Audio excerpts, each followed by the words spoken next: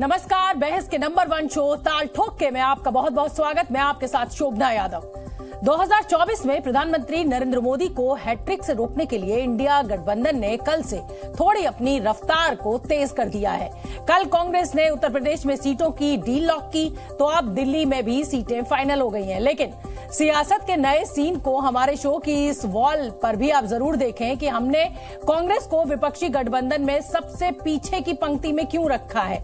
आप इस तस्वीर को देखिए जो आपको दिखाई दे रही है। सबसे पहले दिल्ली की खबर आपको बता देते हैं कि कांग्रेस और आम आदमी पार्टी में 7 लोकसभा सीटों पर सीट शेयरिंग का फॉर्मूला तय हो गया है और थोड़ी ही देर में यह ऐलान हो सकता है।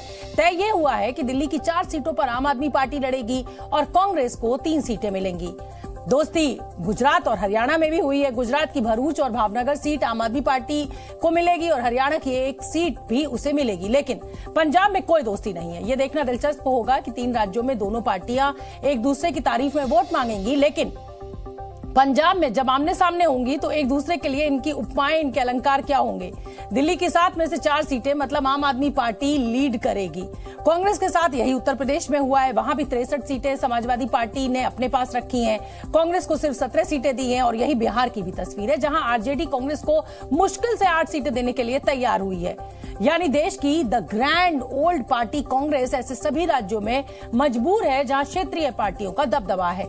अभी महाराष्ट्र, तमिलनाडु, झारखंड और केरल में भी सीट बंटवारा बाकी है। यहां भी कांग्रेस के पास कोई विकल्प नहीं है, जो मिल जाए उसे खुशी खुशी लेने के सिवा।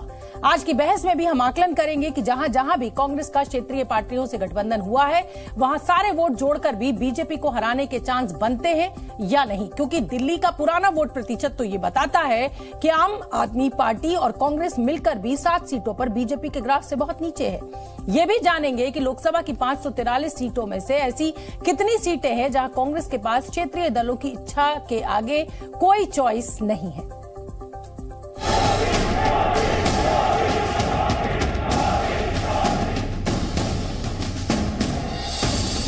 मेरा विश्वास पक्का हो गया है कि पार्टी सोच से भी आउटडेटेड हो गई है। और जब सोच आउटडेटेड हो गई है तो उन्होंने अपना कामकाज भी आउटसोर्स कर दिया है।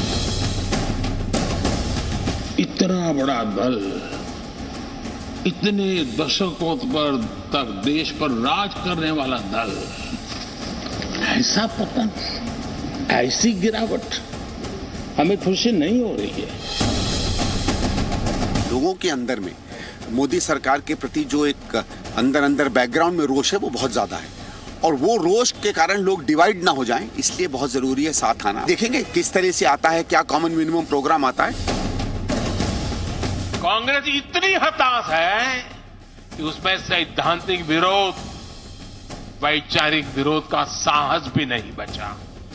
इसलिए गाली गलौज और मोदी पर झूठे आरोप ही उनका एकमात्र एजेंडा बन गया है। जो लोग कहते हैं कि बीजेपी को हराया नहीं जा सकता, बीजेपी को हराया जा सकता है अगर हम संगठित हो जाएं, एक हो जाएं, स्ट्रैटेजी से काम करें और मेहनत करें।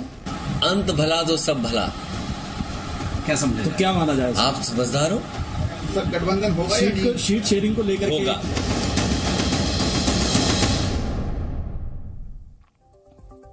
तो हमारे साथ मेहमानों का एक बड़ा पैनल जुड़ गया है और हम अब बात करेंगे ताल ठोक के में कि क्या कांग्रेस जो है वो सबसे पीछे की पार्टी बन गई है, सिर्फ क्षेत्रीय दलों का ही कांग्रेस को सहारा है। शहजाद पूनेवाला प्रवक्ता है बीजेपी के, बहुत बहुत स्वागत शहजाद आपका, धन्यवाद। चरण सिंह सापरा प्रवक्ता है कांग्रेस का, आपका भी स्वागत। घनश्याम तिवारी प्रवक्ता है समाजवादी पार्टी के, घनश्याम जी स्वागत आपका। AK वाजपेयी साहब प्रवक्ता है LJP के, बहुत बहुत स्वागत आपका। राजेश गुप्ता प्रवक्ता है आम आदमी पार्टी के। तो आप सभी मेहमानों का बहुत बहुत स्वागत इस शो पर। चरण सिंह सापरा जी, आपके साथ मैं इस बहस की शुरुआत करना चाहती हूं।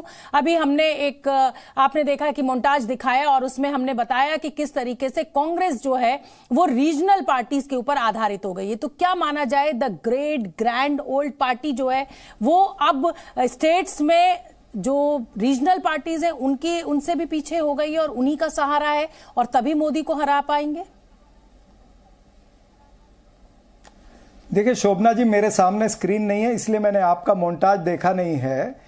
ये जरा एको है, एको निकलवा दीजिए। ठीक है, लेकिन मैं बोलती हूँ आपकी अपनी टेक्निकल टीम बातें को। जो आपने कही वो मैंने ध्यान से सुनी है।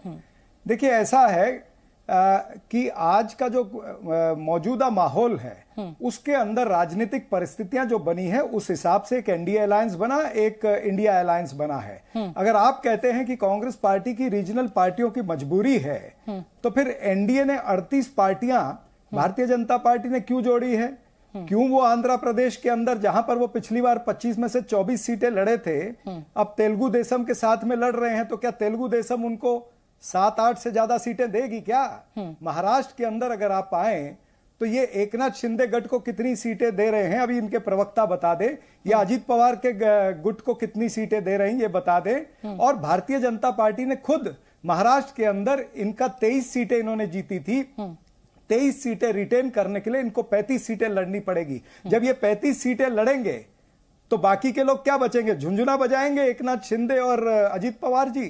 तो ये भारतीय जनता पार्टी के कुनबे में भी बहुत सारी समस्या है, लेकिन ये बाहर निकाल करके उसको लाना नहीं चाहते हैं। अब इनका तो बिहार के अंदर बहुत समस्या फंसी हुई है कि पशुपति पारस को कितनी सीट देनी है, चिराग पासवान को कितनी सीट देनी है, उपेंद्र कुशवाहा को क्या देना है, या फिर उत्तर प्रदेश के अंदर ओम प्रकाश राजभर को क्या देना पड़ेगा, अपना दल को क्या देना पड़ेगा, या आरएलडी को क्या देना पड़ेगा, ये तो इनको बताना पड़ेगा ना। तो ये मसला जो है वो मात्र कांग्रेस की तरफ या इंडिया गठबंधन में नहीं है, वहां इंडिया में भी है। यही फर्क है, आप समझ नहीं पा रहे हैं, यही फर्क है बीजेपी और कांग्रेस में जो अब पैदा हो गया है। और फर्क यह है कि यहां पर बीजेपी नेगोशिएट कर रही है, मतलब बीजेपी दे रही है रीजनल पार्टीज को कि उसको कितनी सीटें देनी है, लेकिन यहां आप रीजनल पार्टीज पर डिपेंडेंट है कि रीजनल पार्टीज आपको कितनी सीटें देंगी, चाहे आप उत्तर प्रदेश की बात कर लीजिए और चाहे दिल्ली की बात कर लीजिए। उत्तर देता हूं जी, मैं इसका उत्तर देता हूं जी। क्या तेलुगु देशम भारतीय जनता पार्टी को बता रही है कि आपने 7 सीटों या 8 सीटों पर लड़ना है, या भारतीय जनता पार्टी उनको कह रही है कि आपको 15-16 सीटों पर लड़ना है? तो ये सवाल आप हमसे मत करिए, जो सवाल हमसे करते वो उनसे भी करिए, उनसे भी करेंगे। ये है आप कि अभी डिबेट पूरी कहां हुई है? की राजनीति दोनों तरफ चली है। पूरी कहां हुई है? हाँ, मैं बता रहा हूं भाई, मैं आपको उत्तर दे रहा हूं, मैं आपको चैलेंज नहीं कर रहा हूं। मैं ये कह रहा हूं कि भाई देश की परिस्थिति ऐसी बनी है कि एक तरफ एनडीए अलायंस जो 38 पार्टियों का अलायंस है, क्या इनके मन में डर नहीं है? फिर ये 38 पार्टियां क्यों लेकर के चल रहे हैं? ये जो 370 पार और 400 पार की बातें करते हैं, भाई आपने तो यूएस में जाकर के ये भी कहा था कि अब की बार ट्रंप सरकार, तो ये जुमला जीवी लोग हैं, जुमलेबाजी करके माहौल बनाना चाहते हैं। ये चुनाव माहौल से नहीं होगा, ये मुद्दे से चुनाव होगा। ठीक है शहजाद पूनावाला, ये गठबंधन की मजबूरी है, जहां पर जिस राज्य में जो पार्टी का दबदबा होता है उस पार्टी के साथ, चाहे फिर वो राष्ट्रीय पार्टी आए, उसी को कॉम्प्रोमाइज करना पड़ता है। सप्रा साहब ने कई आपको एग्जाम्पल्स दे दिए हैं स्टेट्स के, मैं उनको रिपीट करके दर्शकों का समय व्यर्थ नहीं गवाऊंगी। तो फिर अगर ये कहा जा रहा है कि साहब कांग्रेस तो दया की पात्र है, तो ऐसा तो नहीं है, ये मजबूरी तो आपकी भी है। कई स्टेट्स में रीजनल पार्टीज के ऊपर आप डिपेंडेंट हैं। शोभना जी, इसमें एक ही अंतर जो है वो ये है कि भारतीय जनता पार्टी जिन राज्यों में उतने प्रबल तरीके से आज स्थापित नहीं है, वहां पर भी नंबर 1 और नंबर 2 पार्टी मिलकर भारतीय जनता पार्टी का ही विरोध करने के लिए अलायंस बना रहे हैं। इसीलिए इससे पता चलता है कि आज भारत की राजनीति की केंद्र में यदि कोई पार्टी है, कश्मीर से लेकर कन्याकुमारी तक, असम से लेकर गुजरात तक, वो भारतीय जनता पार्टी है। और इसीलिए मैं आज कहना चाह रहा हूं, देखिए ये तो मोदी हटाओ वाला गठबंधन था ही नहीं शोभना जी, असलियत में ये कांग्रेस घटाओ वाला गठबंधन है। इसके 2 कारण हैं। एक तो कांग्रेस पार्टी जहां 200 सीट ऐसी हैं जहां पर कांग्रेस बीजेपी की स्ट्रेट फाइट होती है, वहां पर कांग्रेस पार्टी 99% या लगभग 95% सीट जो है वो हार जाती है। और दूसरी बात यह है कि इन सभी पार्टियों को पता है कि इनके पास मात्र एक वोट बैंक पड़ा है। अब उस वोट बैंक को साधने के लिए जानी दुश्मनों के साथ भी ये लोग एक हो रहे हैं। बताइए, ममता बनर्जी कह रही है कि कांग्रेस 2 सीट लेना है तो लो, वरना मैं अकेले लड़ लूंगी, पर वहां पर भी उनको जो है झुकना पड़ रहा है, क्योंकि एम फैक्टर मतलब कि वोट बैंक फैक्टर का एक वहां पर असर है। केरल में आजीवन एक दूसरे के दुश्मन रहे हैं, वहां से कह रहे हैं वायनाड छोड़ दो राहुल गांधी, पर वहां पर भी एम फैक्टर की वजह से। आप देख लीजिए गुजरात में भी, दिल्ली में भी। अच्छा, दिल्ली में या यूपी की बात करते हैं, क्योंकि यहां पर दोनों जगह पर संभवतः एक जगह पर हो गया गठबंधन, दूसरी जगह पर बातचीत चल रही है। समाजवादी पार्टी और कांग्रेस पार्टी का पहली बार गठबंधन हो रहा है। 2017 में यह फिल्म लोगों ने देखी, इसे रिजेक्ट कर दिया। ये tried tested and failed product है। 2017 में हमें 312 सीट मिले, कांग्रेस एसपी 7 आ गए तो उनके 10% वोट लगभग घट गए। उसके बाद 2014 में देखे तो 42% वोट था। इन दोनों का वोट शेयर मिला भी लो तो हमसे ज्यादा नहीं था। 2019 में लगभग 50% वोट हो गया हमारा, दोनों का जोड़ भी लो तो हमसे ज्यादा नहीं था। और अब हम लोग उत्तर प्रदेश में एनडीए के रूप में 60% वोट क्रॉस कर रहे हैं। इसलिए शोभना जी 80 में से 80 एनडीए जीतने वाली है। दूसरी ओर देखिए क्या है, अच्छा इनका गठबंधन होना स्वाभाविक भी है। एक राज्य के स्तर के डायनेस्ट, एक राष्ट्र के स्तर के डायनेस्ट, एक राज्य के स्तर पर राम जी का विरोध करते, एक राष्ट्र के स्तर पर विरोध करते, एक राज्य के स्तर पर जो है बांटने वाली राजनीति करते, एक राष्ट्र के स्तर पर करते। दोनों का मिलना स्वाभाविक है, परंतु इन दोनों के साथ मिलने के बाद यूपी की जनता ने कहा ये साथ हमको पसंद नहीं। अब दिल्ली और पंजाब की बात आई है। पंजाब में एक दूसरे को कोसेंगे और दिल्ली में गले मिलेंगे। और जिस व्यक्ति ने कहा था बच्चों की सौगंध खाता हूं, इनसे हाथ नहीं मिलाऊंगा। जानी दुश्मन से गठबंधन की बात की तो मैं भी आपको याद दिलाना चाहती हूं कि पीडीपी के साथ आपका गठबंधन क्या था। अब महाराष्ट्र में एनसीपी के साथ आपका गठबंधन क्या है? मैं उसका बताता हूं। हाँ, उसका एक वाक्य में बताता हूं।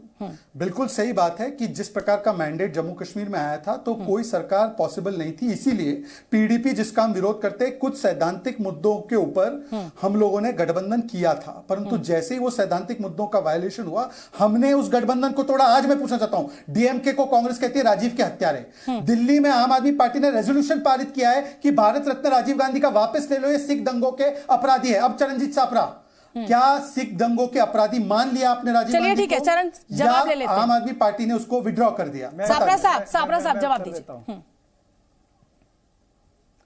देखिए, इन्होंने गठबंधन के सिद्धांतों की बात की और इन्होंने पीडीपी के और इनके सिद्धांतों की बात की। इनको बता दूं कि जब मुफ्ती मोहम्मद सईद जिस दिन शपथ ले रहे थे, आदरणीय प्रधानमंत्री अमित शाह सब बैठे थे, उसमें अपने भाषण में उन्होंने पाकिस्तान का धन्यवाद किया, अलगाववादियों का धन्यवाद किया।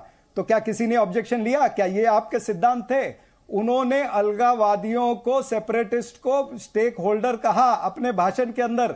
तो क्या ये आपके सिद्धांत थे? उनकी और आपकी सत्ता के अंदर पत्थरबाजों के केस माफ हुए 10,000 लोगों के, और मेजर आदित्य कुमार के ऊपर आपने एफआईआर करा था। ये आपके सिद्धांत थे। तो सिद्धांतों पर हमको मत सिखाइए। सवाल ये है, आपने कहा कन्याकुमारी से लेकर कश्मीर तक भारतीय जनता पार्टी एक ही पार्टी है। अरे साउथ के अंदर 114 सीटों में तो आपको कोई पूछ नहीं रहा है। आपके पास में 7 राज्य ऐसे हैं जहां पर आप शून्य पे हो। ये ध्यान रखिएगा। साउथ के अंदर तो इतनी बड़ी बड़ी बातें करने से नहीं होगा कुछ भी। ये चुनाव मैं फिर कहता हूं, ये 2024 का चुनाव मोदी वर्सेस मुद्दा होगा। एक तरफ मोदी जी होंगे, दूसरी तरफ मुद्दे होंगे। और मुद्दे क्या होंगे? महंगाई होगी, बेरोजगारी होगी, आर्थिक विषमता होगी, किसानों की समस्या होगी, ठीक है साहब, बातें सुनिए।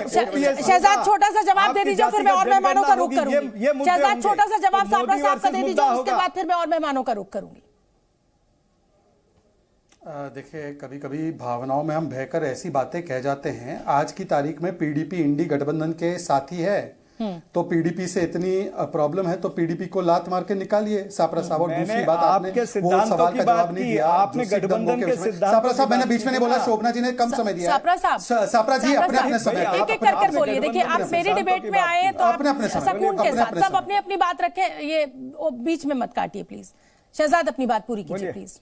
अपने अपने समय पे। हाँ, हालांकि सापरा साहब ने इसका जवाब नहीं दिया कि क्या उन्होंने मान लिया है कि राजीव गांधी का भारत रत्न वापस लिया जाना चाहिए सिख दंगों के लिए, सिख नरसंहार के लिए। परंतु साउथ के विषय में कितना बड़ा झूठ बोल गए। मान्यवर, हमारी सबसे ज्यादा सीटें हैं लोकसभा की साउथ में, 29, आपकी 28 है। इसीलिए मैं कहता हूं पुदुचेरी में हमारी सरकार, हम लीडर ऑफ अपोजिशन कर्नाटका में, हम लोगों का प्रेजेंस केरला में, तमिलनाडु में। आप बताइए कि डीएमके का प्रेजेंस केरला में कहां है? आप बताइए कि डीएमके का प्रेजेंस आंध्र प्रदेश में कहां है? तो इसीलिए मैं कहता हूं कि सोच समझकर बात कीजिए। और आखिरी बात, प्लीज चरण जी, आप ऐसे तो नहीं थे। अब लास्ट बात केवल इतना है, यदि मोदी वर्सेस मुद्दा है तो फिर भाई मुद्दों के सहारे आइए ना, कांग्रेस को सामने करके। काहे आप जानी दुश्मन के साथ बैठ रहे हैं? आम आदमी पार्टी ने समाप्त किया आपको पंजाब दिल्ली में, आज उसके साथ बैठ रहे हैं और कह रहे हैं मोदी वर्सेस मुद्दा है। समस्या आपके लिए एक ही है कि मोदी जनता के साथ है और आपके पास जनता का जनाधार नहीं बचा, तो जानी दुश्मन के साथ उनके कंधों पर चढ़कर या अपना कंधा देकर अपने राजनीतिक नहीं आऊंगी, सापरा साहब मैं आऊंगी। देखिए और मेहमान भी इंतजार कर रहे हैं, मैं उनसे उनका रुख कर लूं, फिर आपके पास आऊंगी, आप लिख के रख लीजिए, जवाब दीजिएगा। सापरा साहब आऊंगी मैं, सापरा साहब मैं आ चुकी हूं आपके पास, बाकी 3 मेहमान भी इंतजार कर रहे हैं, उनका मैं रुख करूंगी। घनश्याम तिवारी, क्या ग्रैंड ओल्ड पार्टी की अब ये मजबूरी हो गई है कि हर राज्य में जो जिसे कहा जाए कि लोकल दल हैं, उनके पीछे सीटों के बंटवारे में कांग्रेस को बैठना पड़ रहा है, या ये कहिए कि जो लोकल पार्टियां हैं वो इतनी मजबूत हो चुकी हैं कि अब उन्होंने कहा कि साहब कांग्रेस को सीट देना मतलब ये तो हमारी गलती होगी, जैसा कि बिहार में हुआ था जब तेजस्वी यादव ने कांग्रेस को सीटें दी थी विधानसभा में और कहा गया कि यही तेजस्वी यादव ने या आरजेडी ने सबसे बड़ी गलती कर दी। नमस्कार शोभना जी, आपको, दर्शकों को और को पैनलिस्ट को। सर्वप्रथम तो मैं श्रद्धांजलि देना चाहता हूं उस वीर युवा किसान को जो इस जनरल डायर और शहजाद की भाषा इस्तेमाल करूं तो देसी हिटलर की सरकार ने जिसकी जान ले ली, और जो आज भी किसानों के ऊपर हवाई फायरिंग कर रही है, जो आज भी किसानों को तरह तरह से लहूलुहान कर रही है, किसानों की आंखें जा रही हैं। और ये जो देसी हिटलर है ये मैंने नहीं कहा है, प्रधानमंत्री कह शहजाद ने 2014 से 2017 तक ये इस तरह की भाषा, इस तरह कहना ये पद का अपमान होता है और ऐसा मैं मानती हूँ। आप प्रधानमंत्री कह के सीधा हमला करिए ना, क्या दिक्कत है?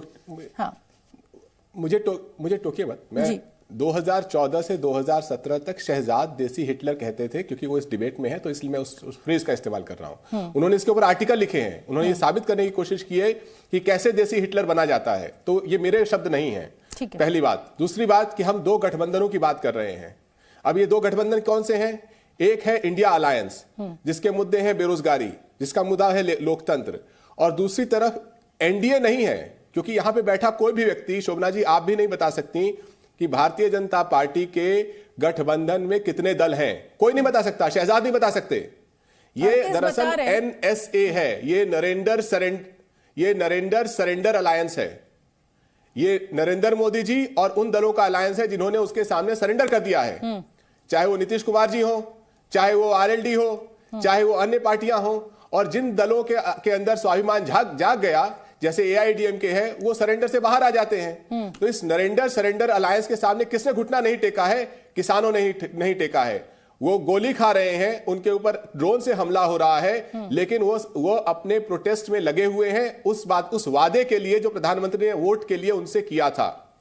युवाओं ने उन्हें घुटना नहीं टेका है। जो सरकार 70 सालों में जितनी बेरोजगारी देश ने देखी उससे ज्यादा बेरोजगारी दे दे, उस सरकार ने जो एग्जाम्स कराए वो एग्जाम्स लिखने जा रहे हैं, ये जानते हुए कि ये सरकार पर्चा लीक सरकार है, ये पर्चा लीक कर देगी। जी, आपके पास तो इतने सारे मुद्दे हैं, आपको अकेले लड़ लेना चाहिए था। ये जो नरेंद्र सरेंडर अलायंस है, इससे जैसे कि शहजाद की भाषा में देसी हिटलर, जब ऐसा माहौल होता है तो जो भी लोकतंत्र में यकीन करता है, ये हिटलर का तो देश नहीं है, ये तो महात्मा गांधी का देश है, तो जो भी लोकतंत्र में यकीन करता है वो साथ में आएगा, वो किसान साथ में आएगा, ठीक है, वो युवा साथ में आएंगे और इस लोकतंत्र को बचाएंगे। ठीक है, वाजपेयी साहब का मैं रुख कर लेती हूँ, प्रवक्ता है एलजेपी के। वाजपेयी साहब, क्या ये नरेंद्र सरेंडर अलायंस है, जैसा कि आरोप इस समय घनश्याम तिवारी लगा रहे हैं समाजवादी पार्टी के नेता, और क्या ये सच है कि बीजेपी अब इतनी ताकतवर हो चुकी है कि जो लोकल रीजनल पार्टीज हैं उनके लिए अब बीजेपी के साथ नेगोशिएट करना आसान नहीं है, जो बीजेपी की शर्तें हैं उसी पर गठबंधन में आना होगा, उतनी ही सीटें लेनी होंगी जितनी बीजेपी देगी? देखिए, यही तो खूबसूरती है लोकतंत्र की कि आप कुछ भी बोले जाइए, किसी को गाली दे लो, लेकिन ये भूल जाते हैं कि 140 करोड़ के प्रधानमंत्री हैं नरेंद्र मोदी, और ये तो पढ़े लिखे इंटेलेक्चुअल क्लास के हैं अपने घनश्याम तिवारी। तो अगर इस तरह से करोगे तो एक साथ में डिफेमेशन लॉ भी होता है। मतलब लोकतंत्र की सम्मान अगर आप खुद नहीं करोगे तो दूसरों से कैसे एक्सपेक्ट करोगे भाई? एक तो ये सवाल है। दूसरा सवाल हमारा ये है कि ये जो गठबंधन कह रहे हो, गठबंधन बना कहां? इंडिया गठबंधन की जो बात आप कर रहे हो, कहां बना? नीतीश कुमार शिल्पकार थे, उन्होंने कोशिश की थी, उनके प्रवक्ता भी आके बार बार यही बातें करते थे, लेकिन वही तोड़ ताड़ के मूर्ति आके हमारे साथ नहीं, वो तो आ गए। क्या लोग मतलब जैसे कहा क्या ऑफर दिया या क्या डराया, अब ये तो आप जाने, ऐसा आरोप लगता है विपक्ष की तरफ से। शोभना जी, कितने बार के मुख्यमंत्री हैं नीतीश कुमार, बहुत बहुत वरिष्ठ पॉलिटिशियन भी हैं, वो ऐसे किसी के कहने से आ जाएंगे? अगर उनकी स्वतंत्रता है तो उन्होंने अपना डिसीजन लिया, उसमें हम क्या कर सकते हैं? देखिए सवाल ये नहीं है, सवाल बड़ा साफ है कि एक तरफ मोदी खड़ा हुआ है। अरे सुनिए ना, एक तरफ मोदी खड़ा हुआ है और दूसरी तरफ कौन है ये नहीं बता रहे, तो जनता क्या कहेगी? जनता के पास क्या ऑप्शन है? जनता मोदी को वोट दे रही है, तो पिछले 19 में दिए, 24 में भी इसी देगा, 14 में भी दिया। और जहां तक हम लोगों के गठबंधन की बात है ना, ये एनडीए बना था 2004 में, बल्कि 4 से पहले जब वाजपेयी की गवर्नमेंट थी, और तब से लगातार कुछ पार्टियां आती हैं, कुछ पार्टियां चली जाती हैं। ठीक है, टीडीपी लाइन में है, अकाली वालों से बात चल रही। देखिए सवाल जनता को इनसे नहीं है कि कौन पार्टी कहाँ है, सवाल ये है कि प्रधानमंत्री का काम बोल रहा है कि नहीं बोलता, क्या प्रधानमंत्री की क्रेडिबिलिटी है कि नहीं है, क्या प्रधानमंत्री की विश्वसनीयता है कि नहीं है, ये जनता देख रही है और उस पे इनके पास कोई जवाब नहीं है। ठीक है, मैं आम आदमी पार्टी के राजेश गुप्ता जी का रुख करूं। कोई विश्वसनीयता। ठीक है राजेश गुप्ता जी, अगर 7 सीटों की बात की जाए, 4-3 का फॉर्मूला जरूर आपने फाइनल कर दिया है, लेकिन उसमें आपका जो वोट परसेंटेज है, अगर मैं 2019 के लोकसभा चुनाव का जिक्र आपसे करूं, तो आपका और कांग्रेस के मिलाकर जो वोट परसेंटेज है, बीजेपी उससे लगभग 8 से 10% ज्यादा है। तो कैसे इस मार्जिन को भर पाइएगा? क्या इस बार फिर ये मुश्किल चुनौती है? आप और कांग्रेस एक साथ है उसके बावजूद? देखिए शोभना जी, राजनीति में ऐसे आंकड़े 1 और 1 करके 2 नहीं होते। राजनीति में 1 और 111 भी हो सकते हैं और 1 और 1 जमा करके 0 भी हो सकते हैं। तो राजनीति में परसेप्शन का गेम है। जब जनता को लगता है कि 2 मजबूत पार्टियां साथ में हैं, तो वो जब समझती है कि जीत सकती हैं, अलग अलग में उनके अलग विचार हो सकते हैं, तो वोट बहुत सारा ऐसा होता है जो उसको दे दिया जाता है जो लग रहा हो कि जीत रहा है। दूसरी बात यह है कि अभी हमारे साथियों ने कहा, कांग्रेस के और सपा के जो हमारे साथी थे, उन्होंने कहा ये 38 पार्टियों के साथ लड़ रहे हैं। अरे साहब, 41 पार्टियों के साथ लड़ रहे हैं। उनमें से 3 के नाम है ईडी, सीबीआई और इनकम टैक्स। ये सबसे बड़े इनके गठबंधन के साथी हैं। ये जो रोज तोड़ तोड़ के इधर से उधर लेके जाते हैं। अभी हमारे वाजपेयी जी कह रहे थे कि नीतीश कुमार जी तो बड़े अच्छे हैं। अरे आपकी की पार्टी चिराग पासवान जी ने उन्हीं खिलाफ तो कैंडिडेट खड़े करे थे। उन्होंने कहा था मैं इनके साथ तो नहीं जाऊंगा। अब आप पे भी इतनी मजबूरी आ रही है, इतनी सबके ऊपर ये जो मजबूरियां बनाई है ना, किसी पे ईडी भेज दो, सीबीआई भेज दो। जब आपकी 400 सीटें आ रही थी, तो मुझे अभी तक समझ नहीं आ रहा कि फिर नीतीश कुमार जी की क्या जरूरत थी, उसके बाद जयंत चौधरी जी की क्या जरूरत थी। महाराष्ट्र में आपने शिवसेना को तोड़ा, फिर आपको अजित पवार जी को लाना पड़ा, उसके बाद में आपने अशोक चौहान जी को कांग्रेस को तोड़ना पड़ा, और रात में कितना नहीं क्या आप किस लिए फारूक अब्दुल्ला जी से बात करते थे, बताइए। वही बोला है ना ये गुलाम नबी आजाद जी ने कि रात को बातें होती थी। अब आप मुझे बताइए 400 सीटें अगर आ रही होती तो इन सब चीजों की क्या जरूरत थी। तो मैं फिर कह रहा हूं कि 38 पार्टियां तो हैं, छोटी छोटी पार्टियां बहुत सारी, जिनके नाम आपको मुझे शायद ना पता हो, लेकिन जिनका एक भी सांसद ना हो, शायद विधायक भी ना हो, लेकिन जो 3 सबसे बड़ी पार्टियों के साथ इनका गठबंधन है, उनका नाम है ईडी, सीबीआई और इनकम टैक्स। अच्छा चलिए, आपने मजबूरी का जिक्र किया। राजेश गुप्ता जी, आपकी क्या मजबूरी है कि आप 3 राज्यों में, गोवा, दिल्ली और हरियाणा में तो कांग्रेस के साथ मिलकर चुनाव लड़ रहे हैं, लेकिन पंजाब में आप अलग अलग लड़ रहे हैं। तो ये कैसी मित्रता है? यहाँ पर आप साथ में पक्ष में बोलेंगे कांग्रेस के और पंजाब में आप कांग्रेस के विरोध में बोलेंगे, तो ये कैसी राजनीति है? देखिए ये कोई बहुत बड़ी बात नहीं है। जितनी भी पार्टीज है, कहीं जगह छोटे और बड़े रूप में होती है, लेकिन कहीं किसी स्टेट में गठबंधन करती है, किसी में नहीं करती है। पंजाब में हमको जरूरत नहीं है, क्योंकि पहले तो कांग्रेस और हमारी स्टेट यूनिट्स हैं, उनको ऐसा नहीं लगता, वो अलग अलग लड़ना चाहती हैं, तो वो दोनों का फैसला है। और दूसरी बात, वहां पे बीजेपी है ही नहीं। अगर आप ढंग से देखें तो बीजेपी का वहां कोई जनाधार नहीं है, तो हम उनके खिलाफ क्या लड़े जो है ही नहीं वहां पर। तो इसीलिए आपस में लड़ने लगेंगे, पंजाब में जरूरत नहीं है, क्योंकि कोई विरोध में नहीं है, तो हम आपस में लड़ने लगेंगे। ये कैसा पक्ष है आपका? देखिए, आप उसको लड़ाई को कोई गुत्थम गुत्था थोड़ी होती है। सुनिए, ये कोई गुत्थम गुत्था नहीं होती राजनीति में। मैंने अभी आपको बताया, ये परसेप्शन का गेम है, कोई है ही नहीं। अब कोई है ही नहीं, जबरदस्ती गठबंधन कर लो। गठबंधन तो तभी करा जाएगा जब कोई हो सामने। तो राजेश जी, मुझे कोई कोसने को मिल नहीं रहा है, मुझे बीजेपी मिल नहीं रही है, तो चलो भाई आ जाओ कांग्रेस, तुम्ही को कोस लेंगे। शोभना जी, हाँ जी, शोभना जी, जेडीयू दिल्ली के अंदर भी है। सुनिए, जेडीयू के दिल्ली में भी है, वाजपेयी जी की भी पार्टी भी सामने बैठे हुए, दिल्ली में भी यूनिट है इनकी। तो यहाँ थोड़ी गठबंधन कर रही है किसी के साथ में बैठ के। चलिए ठीक है, शहजाद का मैं रुक कर लेती हूँ। शहजाद, देखिए, आपने तमाम विपक्षी पार्टी के नेताओं को सुन लिया। जब 400 पार का आंकड़े की बात आप कर रहे हैं, 370 इंडिविजुअली आप बीजेपी के खाते में आ रही है, तो फिर सवाल तो वैलिड है कि फिर नीतीश कुमार की आपको क्यों जरूरत पड़ गई, अजीत पवार की आपको क्यों जरूरत पड़ गई, अशोक चव्हाण की आपको जरूरत क्यों पड़ गई? इस सवाल को इस तरीके से भी देखा जा सकता है कि यदि ये मोदी वर्सेस मुद्दे वाला चुनाव है और इतने भारी तरीके से ये लोग प्रभावी है, तो आपके साथी मिलिंद देवरा से लेकर अशोक चौहान और उसके अलावा आरएलडी पर कौन सा केस है, ये सारे लोग आपको एक करके एक क्यों छोड़ रहे हैं? आप देखें शेरवानी जी ने क्यों छोड़ दिया समाजवादी पार्टी को, पल्लवी पटेल के सुर क्यों बदले हुए हैं, इनके तो स्वामी प्रसाद मौर्य जो सनातन को गाली देते हैं निकालने की हिम्मत नहीं थी, वो भी छोड़कर चले गए। तो सवाल है नजरिया देखने का। अब मैं 2 सवालों का जवाब देना चाहता हूं। एक तो घनश्याम जी का। घनश्याम जी ने 2014 से पहली मेरी जो वाणी थी उसके ऊपर उन्होंने रहकर कहा कि मैं तो देसी हिटलर कहूंगा। सुनिए फिर ये। कांग्रेस को भी वोट मत देना, बहुत चालू पार्टी है कांग्रेस। तो अखिलेश जी ने तो ये हाल ही में कहा है, मैंने तो बहुत पहले कहा था, तो मैं अखिलेश जी की बात यूज करूंगा, चालू चिरकुट धोखेबाज पार्टी। अब मैं चालू चिरकुट धोखेबाज पार्टी के नेता राहुल जी का एक और बयान सुना रहा हूं, सुनिए। वो देखो भैया, उसके साथ ऐश्वर्या राय नाच रही है, आप लोग इधर उधर देखो। अब शहजाद ऐसे तो अमिताभ नाच रहा है, उसके साथ ऐश्वर्या नाच रही है। सुनिए, नहीं सुनिए सवाल सुनाई। अरे शोभना जी सुनिए ना, ऐसे तो बहुत सारे शोभना जी मुझे सारी चीजें पता है, मैं जवाब देने के लिए कॉम्पिटेंट हूं। सुन लीजिए 10-15 सेकंड और। मैं ये कहना चाह रहा हूं कि अब ये पारिवारिक दलों का अलायंस, पीडीए पारिवारिक दलों का अलायंस बताए कि ये नरेंद्र इफेक्ट है या सरेंडर इफेक्ट है कि इन्होंने ऐश्वर्या राय को नाचने वाली और वो भी ससुर के साथ नाचने वाली कहा। तो जया बच्चन तो आपकी सांसद है, तो अब सीधे सीधे जो घनश्याम तिवारी महिलाओं के विषय पर बड़ा लेक्चर देते, इधर उधर भागे बिना बताइए राहुल गांधी की टिप्पणी। और राहुल गांधी ने जिस प्रकार से भड़काया जर्नलिस्ट, क्या नाम था, शिव प्रसाद यादव के खिलाफ, उसको पीटा गया, इस पर आपका क्या स्टैंड है? नरेंद्र इफेक्ट से चुप रहेंगे या सरेंडर इफेक्ट से? पारिवारिक दलों का अलायंस बताए। और राजेश जी की टिप्पणी पर एक टिप्पणी, राजेश जी ने कहा 1+1 जो होता है ना, वो पॉलिटिक्स में कभी 2 हो जाता है, कभी 1-1-1 हो जाता है। देखिए 1 पे 1 की तो इनकी कला है ही, दिल्ली में 1 पे 1 देखा, और वहां पर पंजाब में दूसरा 1 पे 1 है, 1-on-1 चल रहा है। मतलब मैं आपका मुखालफत करूं, आपके खिलाफ हूं। बताइए राजेश जी, चलिए समझ में आता है कि भाजपा कमजोर है तो वहां पर एक दूसरे के खिलाफ लड़ेंगे, पर सैद्धांतिक मुद्दों पर वहां पर पंजाब कांग्रेस कहती है आम आदमी पार्टी ने 40,000 करोड़ का गबन किया है, वहां पर आम आदमी पार्टी को कहते हैं डिक्टेटर है, खैरा को गिरफ्तार कर दिया। और ईडी सीबीआई का आप यहां पर राग अलापते हैं। ईडी सीबीआई की कार्रवाई सिसोदिया केस में,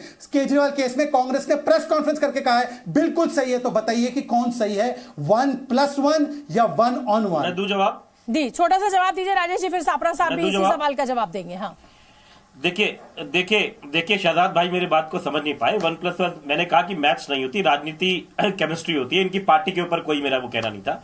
बाकी रही पार्टी के बारे में जो बात कर रहे थे सिद्धांत की, पीडीपी के साथ में गठबंधन इन्होंने किया, इन्होंने दीदी बोला, वहां पे जाके सलाम वालेकुम ये बोलते थे। अब फारूक अब्दुल्ला जी के साथ में दिखाई देते हैं। चंडीगढ़ के चुनाव में आपने देखा सिद्धांत की क्या बात होती थी। सुप्रीम कोर्ट ने जो धज्जियां उड़ाई है इनकी कि किस तरीके से 8 वोटों को इन्होंने इनवैलिड कर दिया। मतलब सुप्रीम कोर्ट ये देख के मैं कहता हूं, देखिए आपने राजनीतिक बहुत सारी बातें करी है, आपने बहुत सारी डिबेट्स कराई है, मैंने बहुत सारी करी है, रोज करते हैं, रोज बोलते हैं कि भ्रष्टाचार हो रहा है, करप्शन हो रहा है, लेकिन इस किस्म से देश के लोकतंत्र का गला घोटना बाकायदा टीवी के ऊपर आपने जो देखा, मैं नहीं समझता मैंने देखा।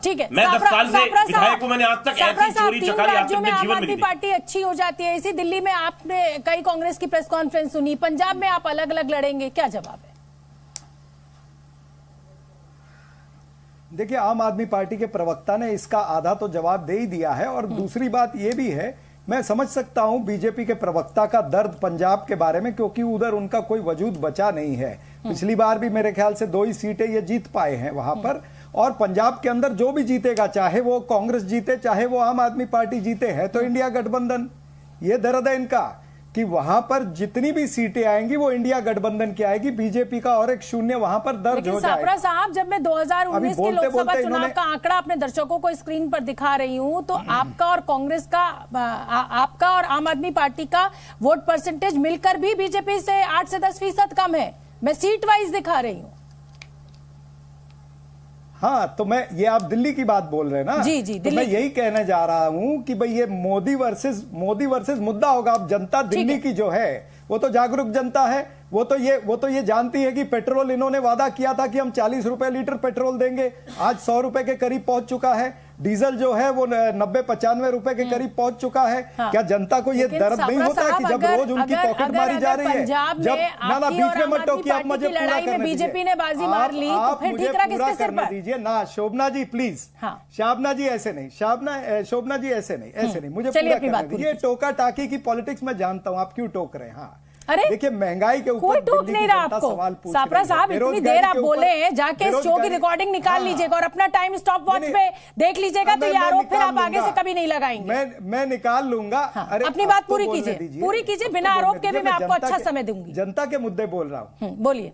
हाँ, बेरोजगारी के ऊपर जरूर दिल्ली की जनता पूछेगी कि बेरोजगारी जो 45 वर्ष में नहीं थी वो अब क्यों आ गई है। जनता ये सवाल जरूर पूछेगी कि भाई किसान पहले भी 1 साल तक बैठे रहे, आपने उनके रास्ते में कील बिछाए, लाठी चार्ज हुआ, गोलियां चली थी, सब चला था, अभी भी वो वहां पर वो प्लास्टिक बुलेट वहां पर चल रही है। तो जनता क्या ये सारे सवाल नहीं पूछेगी? क्या किसान ये नहीं पूछेंगे कि एमएसपी प्लस C2 प्लस 50% आपने देना था, वो आप क्यों नहीं दे पाए? क्या जनता ये नहीं पूछेगी 2022 तक किसानों की आय दुगनी होनी थी, वो क्यों नहीं हो पाई? रुपया डॉलर के बराबर होने वाला था, वो क्यों नहीं हुआ? बड़ी खबर आ रही है, जनता ये नहीं। मैं आऊंगी आपके पास। इस समय एक बड़ी खबर आ रही है, वो अपने दर्शकों को बता दें। आम आदमी पार्टी ने अब एक बड़ा दावा किया है। दिल्ली की मंत्री आतिशी ने बड़ा दावा किया है। आतिशी कह रही है गठबंधन रोकने के लिए धमकी मिल रही है, कांग्रेस से गठबंधन ना करने पर धमकी मिल रही है। आम आदमी पार्टी के नेताओं को मैसेज आ रहे हैं,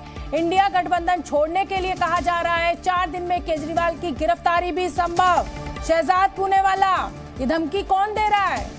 पहले सुन लेते हैं आतिशी को, फिर आती हूं शहजाद आपके पास। अगर आम आदमी पार्टी ने इंडिया अलायंस नहीं छोड़ी तो आने वाले 2 दिनों में अरविंद केजरीवाल जी को सीबीआई का नोटिस आएगा, या सैटरडे को नोटिस आएगा या मंडे को नोटिस आएगा।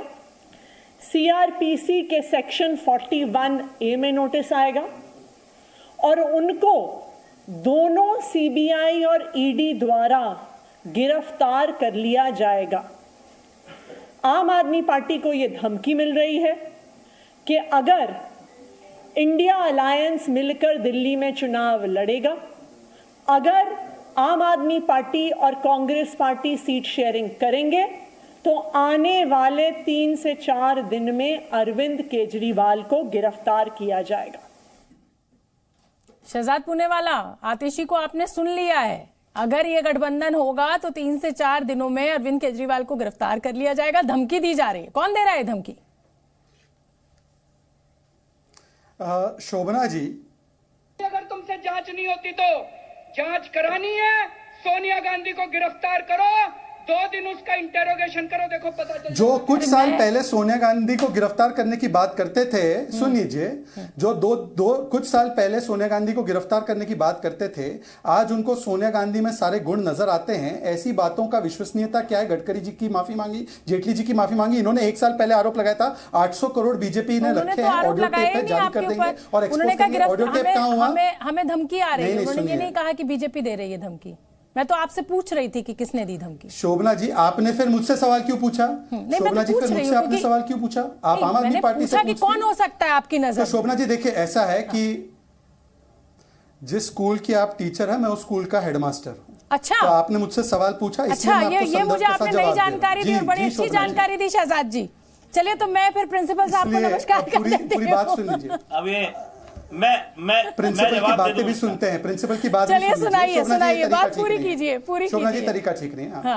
मैं जवाब दे दूं। नहीं, 1 मिनट सुन लेने दीजिए, पहले शहजाद को सुन लेने दीजिए अपने समय पे। शोभना जी, उन्होंने तो नाम नहीं लिया ना, तो आपने मुझसे सवाल पूछा। मैंने तो पूछा कि भाई क्या आपको लग रहा है कहीं ऐसा तो नहीं? राजेश जी सुन लीजिए, अब बार बार शोभना जी बार हर वाक्य पे आप बोलेंगे तो फ्लो टूट जाएगा, जनता को भी समझ में नहीं आएगा। आप बोलिए ना अपनी बात, मेरा खत्म होने दीजिए ना, छोटा सा ही तो बोलता हूं मैं ये कह रहा हूं आपसे कि 1 साल पहले मेरे पास उसका भी ऑडियो टेप है, आम आदमी पार्टी ने बाकायदा प्रेस कॉन्फ्रेंस करके कहा 800 करोड़ रुपए भाजपा ने इकट्ठा कर रखे, ऑडियो टेप जारी कर देंगे, ये हमें तोड़ना चाहते हैं। ये कानूनी जुर्म है पोका में, इसके ऊपर आज तक कोई केस नहीं किया और उल्टा ऑडियो टेप जो जारी करने वाले थे वो नहीं किया। अभी उन्होंने जो आरोप लगाया भाजपा पे, उसके लिए जब पुलिस पहुंची कि सबूत दीजिए, तो वहां पर भी भाग गए। मतलब ईडी का आरोप लगे तब भी भागते, किसी पे आरोप लगाकर भी भागते। इनसे पूछिए, अब जो सोनिया गांधी के बारे में ये कह रहे थे, पहले गडकरी जी के बारे में क्या क्या कहा, फिर माफी मांगी, जेटली जी के बारे में कहा, मजीठिया की माफी मांग ली, तो इनसे पूछिए इनकी विश्वसनीयता क्या है? पहली बात। दूसरी बात, मैंने ये इसलिए भी सुनाया क्योंकि देखिए अभी जो यहाँ पर हमें लेक्चर दे रहे थे ना नरेंद्र सरेंडर का, तो क्या सरेंडर किया है कि केजरीवाल जो बच्चों की सौगंध खाते थे कि मैं आम आदमी पार्टी कांग्रेस से हाथ नहीं मिलाएगी, अब मिला रही है? क्या आपने सरेंडर किया है कि एक यादव नाम के जर्नलिस्ट को पीटा जाता है तो कोई घनश्याम तिवारी बोल नहीं पाते? नाचने वाली कहा है ऐश्वर्या राय को, राहुल गांधी ने कुछ बोल नहीं पाते? ये आपका पीढ़ी है। ठीक है, तो बताइए ना आपका स्टैंड क्या है। और आखिरी बात, राजेश जी, क्या ये वैसा ही आरोप है जैसा कि आरोप आप लगा रहे थे कि साहब विधायक हमारे खरीदे जा रहे हैं, और जब पहुंची दिल्ली पुलिस जांच के लिए तो सब टाइम हो गया? कोई आधार है आपके पास? किसने मैसेज भेजा? प्रेस कॉन्फ्रेंस करने से अच्छा नहीं होता कि आप पुलिस में जाते कि साहब हमें धमकी मिल रही है? और अरविंद केजरीवाल की गिरफ्तारी की तलवार तो आप कब से कह रहे हैं? शोभना जी, देखिए ऐसा है कि मैंने कई बार डिबेट्स में पहले भी कहा है, 2014 के अंदर इन्हीं के दिल्ली के उपाध्यक्ष की बकायदा हमने एक सीडी जारी करी जिसमें हमारे विधायक के साथ में बैठ के उनको पैसे ऑफर कर रहे थे कि हमारे साथ में सरकार बना लो। उसके बाद में इन्होंने कुछ नहीं करा उनके खिलाफ, ना पुलिस ने करा। सही समय आने पे हो सकता है हम सबूत दे दें, आप वेट कर लीजिए, उसका कोई दिक्कत नहीं है। और कई बार ऐसा होता है, मैंने ये भी दिल्ली विधानसभा में भी एक वक्तव्य था कि कई बार इस तरीके से लोग आते हैं, वो हमारे पहले रिश्तेदारों पे जाते हैं, पड़ोसियों पे जाते हैं, दोस्तों पे जाते हैं, वो आके हमको बताते हैं वो ऐसे कह रहा भाई अगर तुमने ऐसे करा तो तुम्हारे साथ ये कर दिया जाएगा। अभी शहजाद ने आपको कहा कि मैं स्कूल का हेडमास्टर हूं। अब देखिए शहजाद को उतनी बात पे गुस्सा आ गया, भाई पावर में ये लोग। अरे भाई देखो, मैं तो शहजाद के लिए अच्छी बात सोचता हूँ। मैं सोचता हूँ महाराष्ट्र में अगर अशोक, ये तो डिबेट हो रही है, ठीक है, जिसको जो बोलना है उसको आजादी है। मेरी बात, मेरी बात मैं बोले, मैं तो देखो मैं शहजाद के लिए अच्छा सोचता हूँ। देखिए अशोक चौहान जी पार्टी में आ गए, शिंदे जी पार्टी में आ गए, वहां से अजीत पवार जी पार्टी में आ गए। अरे भाई जो बेचारा टीवी पे लड़ाई कर रहा है उनके लिए, जो लड़ाई करता है, रोज आता है, बहस करता है, उसको कब टिकट दोगे आप? उसको कब विधायक बनाओगे? मैं तो आम आदमी पार्टी में गया, मैं 10 साल से विधायक हूँ, बहुत छोटी पर बन गया। तो शहजाद को भी तो मौका मिलना चाहिए। ऐसे हजारों युवा जो गलियों में जा रहे हैं, जो लड़ाई कर रहे हैं, उनको मौका ना दीजिए। तो भाजपा का दीजिए, भाजपा मुक्त भारत है, ये भाजपा मुक्त भारत कर दिया। ठीक है, देखिए तीन बातें संक्षिप्त में कहूंगा। पहली बात की जो आतिशी जी ने कहा है उससे भी साबित हो गया कि इस देश में नरेंद्र सरेंडर अलायंस कैसे काम करता है। वो आपको नहीं देखना है तो आपके दर्शक अखबार उठा के देख सकते हैं। जब मीडिया प्रस्तुत कर रहा है कि 2014 से 2019 तक जिन कंपनियों ने भारतीय जनता पार्टी को चंदा नहीं दिया था, जब उन कंपनियों के ऊपर सीबीआई और ईडी जैसी एजेंसीज जाती हैं तो भारतीय जनता पार्टी को 335 करोड़ उन 33 कंपनियों से चंदा मिलता है। बाकायदा सूची जारी हुई है। जिस पार्टी ने 2016 में 2022 तक 10,122 करोड़ रुपए चंदा लिया हो, यहां पे बैठा कोई भी व्यक्ति नहीं बता सकता कि चंदा किसने दिया, क्यों दिया। ये कोई प्रॉफिट मेकिंग एजेंसी थोड़ी है। ये तो किसानों को कहती है कि आप तुम मुझे वोट दो, मैं तो आपकी रकम दुगनी कर दूंगा। ये युवाओं को कहती है 2 करोड़ रोजगार देंगे। ये प्रॉफिट मेकिंग एजेंसी नहीं है। लेकिन प्रॉफिट किसका हो रहा है? जब आप 14,56,000 करोड़ पूंजीपतियों का एनपीए माफ कर देते हैं, राइट ऑफ कर देते हैं, तो प्रॉफिट किसका हुआ? तो ये आपके दर्शकों को सोचना चाहिए। रही बात जो वाजपेयी जी ने कहा कि डिफेमेशन होना चाहिए, ये 2017 में भी देसी हिटलर कहा गया, मैंने नहीं कहा। तो अगर आप डिफेमेशन करना चाहते हैं तो आप अपने सहयोगी दल पर हमला कर रहे हैं वाजपेयी जी, आप शहजाद पे हमला कर रहे हैं, मुझ पर हमला नहीं कर रहे हैं। ठीक है शहजाद, जवाब दीजिए। आप कुछ कहना चाहते हैं, जवाब दीजिए जो घनश्याम तिवारी ने कहा। हाँ देखिए, राहुल गांधी ने जो 4 दिन पहले कहा है कि नाचने वाली ऐश्वर्या बच्चन अपने ससुर के साथ नाचती है, जया बच्चन इनकी सांसद है, एक शब्द नहीं निकल रहा है। शोभना जी अब बीच में नहीं, एक शब्द नहीं निकल रहा है। मेरे 4 साल पहले, 10 साल पहले ये तो जेडीयू में थे, जेडीयू में जब थे और हमारा अलायंस था तब ये नीतीश के गुणगान करते थे और समाजवादी को कोसते थे। इनका क्या भरोसा है भाई? दूसरी बात, सुप्रीम कोर्ट का अभी चंडीगढ़ वर्डिक्ट कोर्ट किया गया, उसमें तो सुप्रीम कोर्ट बहाल है, जुडिशरी ठीक है, नो दबाव ऑन लोकतंत्र। और ये सुप्रीम कोर्ट ईडी के बारे में कहती है कि इस पर दबाव नहीं है, 14 पार्टियों के प्ली को खारिज कर देती है और मनीष सिसोदिया को बेल नहीं देती, 338 करोड़ मनी ट्रेल बताती है, तब सुप्रीम कोर्ट पे कोई विश्वास नहीं। तीसरी बात, इन्होंने कहा कि परिवारजनों के पास जाते हैं, दबाव डालते हैं, ये सुनिए। पता कीजिए, ऑडियो टेप की सौरभ जी बात हो रही थी, उसके लिए अभी तक कुछ नहीं बताया आम आदमी पार्टी ने। सही समय पे सब कुछ आपके सामने रखेंगे। ऑडियो टेप कहां है? सही समय पर सब कुछ ये मंत्री ने कहा है। सौरभ भारद्वाज मंत्री है, 1 साल पहले जब वो मंत्री नहीं थे तब कहा था पब्लिक सर्वेंट को घूस देना एक पोका के अंडर क्राइम है, उसका सबूत हो तो तुरंत देना है। चलिए आपको हम पे भरोसा नहीं तो आप कोर्ट में कर देते या पंजाब पुलिस पे दे देते, आज तक नहीं दिया गया। इसके मतलब कि कितनी विश्वसनीयता है इनके हिट एंड रन आरोपों में, ये आप भी समझ सकती है। और आज की तारीख में देखिए फैक्चुअल डिबेट होनी चाहिए। एनपीए 3.2% सबसे कम है, बेरोजगारी जो है वो उत्तर प्रदेश में सबसे कम है है और राजस्थान में 20% से ऊपर थी, जहां पर इनकी सरकार बदली है। मध्य प्रदेश में सबसे कम थी, इसलिए हमारी सरकार रिपीट हुई। और पेट्रोल डीजल का भी इन्होंने, चरणजीत ने बोला, चरणजीत से पूछे हिमाचल में 6 रुपया डीजल पर बढ़ाया है, हमने तो केंद्र में कम किया, वैट को भी स्टेट ने कम किया। आपकी सरकार ने 6 रुपए डीजल बढ़ाया है, इसलिए फैक्चुअल भी बात नहीं कर पाते हैं, इसलिए व्यक्तिगत होना। और ऐश्वर्या राय की टिप्पणी पर घनश्याम जी सरेंडर है या ये नरेंद्र इफेक्ट है, जरा बताइए। ऐश्वर्या राय पर जो टिप्पणी की है सापरा साहब जवाब दे देंगे ना, उसके बाद मैं आ रही हूँ। आइए सापरा साहब जवाब दे दीजिए, जो जो आरोप आपके पर लगाए हैं, चाहे वो कांग्रेस डीजल के दामों को लेकर हो, चाहे बेरोजगारी को लेकर हो, जवाब दीजिए। नहीं, ये इधर उधर की बातें करते रहेंगे, ये जनता की बातें नहीं करेंगे, ये ऐश्वर्या राय और यहाँ वहां ध्यान भटकाने का काम करेंगे। जनता आपके नेता ने की है ना सापरा साहब, बात कर रहा हूँ शुरुआत से। मैं, अरे भाई, मुझे शोभना जी आप तो इतने उत्तेजित हो जाते हैं कि कोई जवाब ही नहीं देने देते हैं। मैं बिल्कुल उत्तेजित नहीं हूँ। जितने दर्शक देख रहे होंगे वो देख रहे होंगे कि मैं बहुत शांति के साथ बैठी हुई हूँ, लेकिन जब आप इतनी बड़ी बात कह रहे हैं तो मुझे कहना तो पड़ेगा ना कि ये बयान आपकी तरफ से दिया गया है, लड्डू परस्पर आप दे रहे हैं सामने वाले को।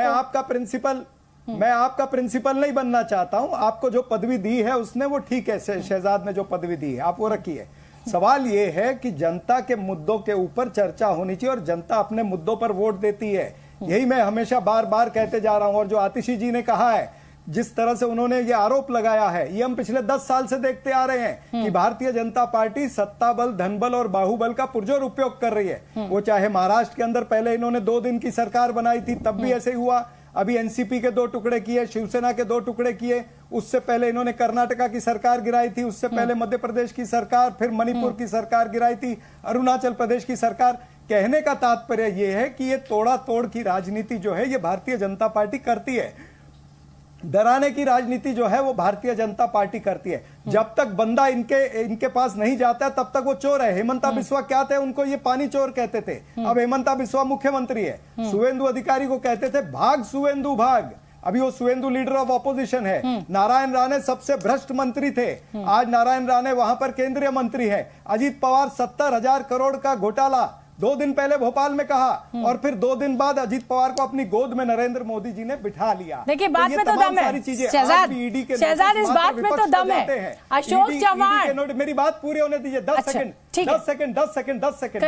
करिए। ईडी के नोटिस मात्र विपक्ष के लोगों को जाते हैं। ईडी के नोटिस मुझे बताइए कि एकनाथ शिंदे की पार्टी के जो सांसद है उनको क्यों नहीं जाते हैं? प्रताप सरनाइक को क्यों नहीं जाता है? यामिनी यादव को क्यों नहीं जाता है? गामित को क्यों नहीं जाता है? ये तमाम सारी चीजें हैं। छगन भुजबल को क्यों नहीं जाता है? हसन मुशर्रफ को क्यों नहीं ईडी का नोटिस जाता है?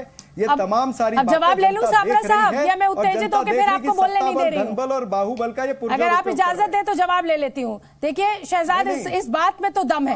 और ये जो आरोप इस समय सापरा साहब लगा रहे हैं, ये तो लगातार आपसे पूछा जाता है कि बीजेपी की वॉशिंग मशीन में जो भी धूल आता है वो एकदम धुलकर चमकदार साफ हो जाता है। अशोक चव्हाण उसका उदाहरण है। और ये लगातार विपक्षी दलों के द्वारा आरोप लगाया जा रहा है कि साहब आप ईडी सीबीआई का डर दिखाकर उनको उनकी पार्टी से तोड़कर अपने यहां शामिल करा रहे हैं।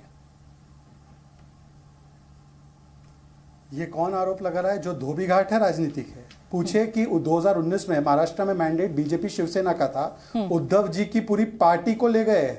हॉर्स ट्रेडिंग का आरोप लगता है कुछ लोगों पर। ये तो स्टेबल चोरी करके चले गए भाई। बिहार में बीजेपी एनडीए नीतीश जी का मैंडेट था, ये तो नीतीश जी को उठाकर ले गए थे ना उस समय पे। तो वो क्या था? वो तोड़ना था या क्या था? धन बल, सत्ता बल, क्या इस्तेमाल था? नहीं ले गए, उन्होंने आपको छोड़ दिया। इनसे पूछे शिवसेना ने और नीतीश कुमार जी ने आपको तलाक दिया। मैंने चरणजीत के बीच में एक भी वाक्य नहीं बोला। उन्होंने आपको तलाक दिया, हम उठा के नहीं लेके गए। आपका उठा के लेके जाने के उदाहरण मैंने दिए हैं। शोभना जी, किसी को भी, शोभना जी मेरा टाइम वेस्ट हो रहा है। शोभना जी दिस इज नॉट फेयर। बोल लिए ना अपनी बारी पर। अब इन्होंने ये शब्द वापस लेना पड़ेगा ना। शोभना जी, इन्होंने कहा कि ये उठा के लेके गए, हम क्या किडनैप करके नहीं लेके गए? आपने बोल दिया अपनी बात, मैं उठा के नहीं लेके गए। चलिए गलत बात है। ठीक है, आपने बोल दिया, अपनी बात रख दी। शहजाद की बात सुनिए। शहजाद अपनी बात जल्दी से पूरी कीजिए, मुझे एक बड़ी खबर आ रही है वो ठाकरे जी ने इनको तलाक दिया। ठीक है सापरा साहब, शहजाद अपनी बात जल्दी से पूरी कीजिए, एक बड़ी खबर आ रही है। सापरा साहब प्लीज शांत हो जाइए। हाँ बोलिए Shehzad. This is not fair Shobhana ji. बोलिए मुझे पूरा मौका दीजिए, मेरी 40 सेकंड में बात खत्म हो जाएगी। पूरा मौका दीजिए। अरे तो सच बोलो ना, बोलो हमको तलाक दिया। अरे सापरा साहब शांत रहिए ना प्लीज, बोलने दीजिए। बोलिए जल्दी से बोलिए, 40 सेकंड ले लीजिए, 40 सेकंड में बात पूरी कर दीजिए। मैं 40 सेकंड इन्होंने सरनायक और छगन भुजबल का क्योंकि नाम लिया, मैं स्पेसिफिकली इसका जवाब दूंगा। सरनायक उद्धव सेना में थे, उस समय पर एमवीए की सरकार ने टॉप्स केस बंद किया, हमारी सरकार आई, उन्होंने हमें ज्वाइन किया, उसके बावजूद दिसंबर 2022 में हाई कोर्ट में ईडी ने खड़े होकर कहा केस नहीं बंद होगा इनका। इसके अलावा इन्होंने छगन भुजबल की बात की, छगन भुजबल का केस 2013 में पृथ्वीराज चौहान ने बंद कराया। अच्छा, तो मैं आप दोनों को रोकना चाहूंगी। इस समय बड़ी खबर आ रही है और बड़ी खबर प्रधानमंत्री नरेंद्र मोदी से जुड़ी हुई है। प्रधानमंत्री नरेंद्र मोदी के जाति वाले बयानों पर खुद पीएम मोदी ने जवाब दिया है। पीएम मोदी ने कांग्रेस का नाम लेकर कहा है कि कांग्रेस के लोग मोदी की जाति को गाली देते हैं, लेकिन कांग्रेस भूल जाती है वो जितना गाली देगी हम 400 पार करेंगे। कांग्रेस जितना कीचड़ फेंकेगी बीजेपी 370 सीटें लेकर आएगी। पीएम मोदी ने कहा कि कांग्रेस का काम सिर्फ गाली देने का है, कांग्रेस के लिए परिवारवाद सबसे ऊपर है। सुन लेते हैं एक बार। कांग्रेस ने दशकों तक दुनिया को भारत की असली विरासत से दूर रखा। आपने देखा है कि कैसे कांग्रेस के लोग मोदी की जाति को भी गाली देते हैं, लेकिन कांग्रेस वाले भूल जाते हैं कि जितनी गाली देंगे 400 पार का संकल्प उतना ही मजबूत होगा। ये जितना कीचड़ फेंकेंगे 370 कमल उतने ही शान से खिलेंगे। भाई और बहनों, कांग्रेस के पास आज मोदी को गाली देने के अलावा देश के भविष्य के लिए कोई एजेंडा नहीं है। ये दिखाता है कि जब कोई पार्टी परिवारवाद के शिकंजे में आ जाती है तब उसे परिवार से ऊपर कोई नहीं दिखता। परिवारवादी मानसिकता नई सोच की दुश्मन होती है। परिवारवादी मानसिकता नई प्रतिभा की दुश्मन होती है। परिवारवादी मानसिकता युवाओं की दुश्मन होती है। अपने परिवार की रक्षा के लिए वो वही पुरानी स्थिति बनाए रखना चाहते हैं। कांग्रेस के साथ आज यही हो रहा है। तो प्रधानमंत्री नरेंद्र मोदी को आपने सुना और मैं सभी मेहमानों को बताना चाहती हूं कि समय मेरे पास खत्म हो गया है। बहुत बहुत धन्यवाद आप सभी मेहमानों का। इस चर्चा में आपने जी न्यूज के लिए वक्त निकाला और अब आप मुझे दीजिए इजाजत। मेरे साथ इतना ही। शाम 7 बजे बात पते की एक बार फिर होगी आपसे मुलाकात। तब तक के लिए नमस्कार।